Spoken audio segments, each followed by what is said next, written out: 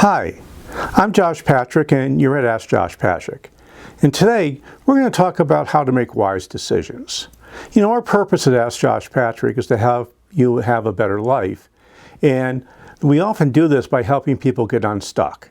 And getting unstuck means choosing the right things to do. So we have a decision-making process, which is a 5-step process, and we call this what, why, what, who, how. And I know it's an awkward name, but it actually describes pretty well what we're going to do. So in the next couple of minutes, I'm going to tell you how this works. You know, the first place we start is what you want to do. And I'm going to give you an example as we go through this a bit and how this works. I was talking with someone who was an owner of a financial planning firm one day, and she told me that she wanted to buy a business. So I said, okay, cool. That's a really nice thing to do. Why do you want to buy it? And what would be different if you did buy it? So we went to the next step, which was why. So now we're at the why she wants to buy this business. She says, well, I need to be at $100 million in assets under management. I said, okay, well, if you have $100 million, what's different in your life? She says, I can be a better buyer. We have economies of scale. It just makes my business a much better place. Now to get there, we had asked 5 why questions to keep drilling down and drilling down and drilling down till we got to the core reason, which was make your business more efficient. So we went back and looked at the first what, which is I want to buy this other practice.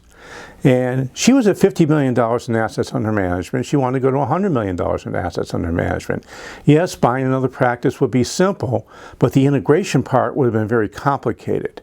The really simple way for her to do that was to do the growth through organic growth and develop a marketing strategy that would add another 50 clients to her business, which would bring her up to that $100 million range. So we went back and we visited what it is that she wanted to do. And we said, which one of these is a more elegant solution to help get you to that core need of having $100 million in assets under management? So we figured out that it wasn't buying another practice. In fact, it was the organic growth that would be a better way of going about doing that. So the next step, which is step 4, is figuring out who do we need to help.